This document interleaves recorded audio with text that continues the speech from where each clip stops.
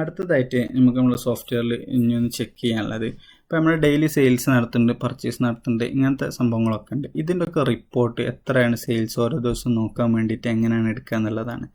അതിനെന്ത് ചെയ്യണം, ഇപ്പോൾ ഈ ഭാഗത്തായിട്ട് എന്ത് ചെയ്യണം, റിപ്പോർട്ട്സ് എന്ന് പറഞ്ഞിട്ടുള്ള ഒരു ടാബ് ഉണ്ടാവും, റിപ്പോർട്ട്സ്. ഈ റിപ്പോർട്ടിൽ ക്ലിക്ക് ചെയ്താൽ നമുക്കിപ്പോൾ മൊത്തത്തിൽ എത്ര പർച്ചേസ് ഉണ്ട്, ഓരോ പർച്ചേസ് പാർട്ടീൻ്റെ എടുക്കണമെങ്കിൽ അങ്ങനെ കുറേ റിപ്പോർട്ട് കിട്ടും. അതായത് അത്യാവശ്യം ബേസിക് ആയിട്ട് ആവശ്യമുള്ളതാണ് ഞാൻ പറയുന്നത്. ഒന്ന് നമുക്ക് സെയിൽ ആവശ്യമാണ്, സെയിൽ എടുക്കണം, അതേപോലെ തന്നെയാണ് പർച്ചേസിൻ്റെതൊക്കെ. കസ്റ്റമർ സ്റ്റേറ്റ്മെൻ്റ് ഒക്കെ എടുക്കണമെങ്കിൽ ഒക്കെ സെയിം പ്രൊസീജിയറാണ്. ഞാനതിൽ സെയിൽ മാത്രം കറക്റ്റ് പറഞ്ഞുതരാം. അതായത് ഇതാണ് അത്യാവശ്യം ഉണ്ടാവുക. ഈ സെയിൽ എന്ത് ചെയ്യുക, ക്ലിക്ക് ചെയ്യുക. ഇപ്പോൾ നമ്മൾ സെയിലിൻ്റെ റിപ്പോർട്ടാണ് എടുക്കുന്നത്. ഇപ്പോൾ ഈ ഭാഗം ഒന്ന് നമ്മൾ ഇതാക്കണ്ട. അപ്പോൾ ഒരു 5-6 കൗണ്ടറൊക്കെ ഉണ്ടെങ്കിൽ ഇന്ന കൗണ്ടറൊക്കെ സെലക്ട് ചെയ്യാം. പക്ഷേ സിംഗിൾ കൗണ്ടറും അല്ലെങ്കിൽ ഇനി എല്ലാ കൗണ്ടറിൻ്റെയും മൊത്തം എത്രയാണ് വരുമാനം എന്നുള്ളത് നമുക്ക് നോക്കാൻ വേണ്ടിയിട്ടാണ് ഇത്. അപ്പോൾ ചില ആൾക്കാരെന്ത് ചെയ്യും, പിന്നെ രാത്രി 3 മണി വരെ ഉണ്ടാവും സുബഹ്. അപ്പോൾ ആ ടൈമിനനുസരിച്ചിട്ട് സമയം കൊടുക്കാൻ വേണ്ടിയിട്ടാണ്.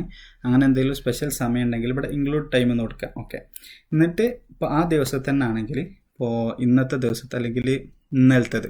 ഓക്കെ, ഇന്നലെ രാവിലെ 10 മണി മുതൽ ഇന്നലെ 10-ാം തീയതി പുലർച്ചെ, ഇപ്പോൾ നമ്മൾ രാത്രി 12 മണിയാണല്ലോ ഒരു ദിവസമാവുക. ആ സമയം മുതൽ ഇപ്പോൾ എത്ര മിനിറ്റിന് വ്യത്യാസം ഉണ്ടെങ്കിലും ഓക്കെ, ആ സമയം മുതൽ എന്ത് ചെയ്യണം, ഇപ്പോൾ അന്ന് രാത്രി 11:59 വരെ, ഇതാണ് ഒരു ദിവസം മൊത്തം എന്ന് പറഞ്ഞാൽ കാൽക്കുലേറ്റ് ആവുക. ഓക്കെ, ഇതിൽ എന്ത് ചെയ്യണം, നിങ്ങൾക്ക് ഷോ സെയിൽസ് എന്നായ അന്നത്തെ ആ ദിവസത്തെ മൊത്തം സെയിൽ എത്ര റിയാലിന് സെയിൽ നടന്നുള്ളത് കാണാം. ഞാനിത് ഓരോന്ന് പറഞ്ഞുതരാം. ഇപ്പോൾ ഷോ സെയിൽസ് എന്ന് കൊടുത്തു കഴിഞ്ഞാൽ അതിൻ്റെ ജനറേറ്റ് റിപ്പോർട്ട് കൊടുക്കാം. ഇപ്പോൾ ഡെമോ ആണ്, അപ്പോൾ കൂടുതൽ ഉണ്ടാവില്ല. ഇതേപോലെ തന്നെ എത്ര ഇൻവോയ്സ് ഉണ്ട്, അതേപോലെ തന്നെ ഓരോ ഇൻവോയ്സ് എത്ര എമൗണ്ട്, അതിൽ ടാക്സ് എത്രയാണ്, ടോട്ടൽ എമൗണ്ട് എത്രയാണ്, ആ രീതിയിലുള്ള എല്ലാതും ഉണ്ടാവും. ഇതിപ്പോൾ എത്ര ഉണ്ടാവുള്ളൂ. ഇനി നമുക്ക് ഓരോ പ്രൊഡക്റ്റ് എന്തൊക്കെ പ്രൊഡക്റ്റാണെന്ന് സെയിലായത്, ഏതൊക്കെ ഗ്രൂപ്പിലുള്ളതാണ് അറിയണമെങ്കിൽ ഈ ഷോ സെയിൽ അഗ്രിഗേറ്റിൽ ക്ലിക്ക് ചെയ്തിട്ട് ജനറേറ്റ് ചെയ്യാം.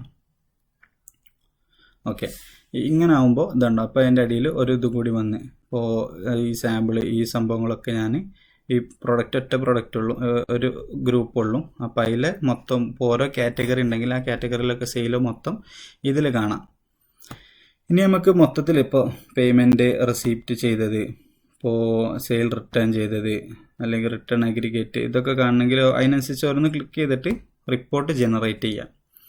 അപ്പോൾ അതിനനുസരിച്ചിട്ട് എന്ത് ചെയ്യും, അതിൻ്റെ അടിയിലോട്ടൊക്കെ അതിൻ്റെ റിപ്പോർട്ട്. ഇപ്പോൾ പേയ്മെൻറ്റ് റെസിപ്റ്റ്, ഇപ്പോൾ ഇന്നലെ അടിച്ച ഏതൊരു റെസിപ്റ്റാണിത്, ഡെമോ ആണ്.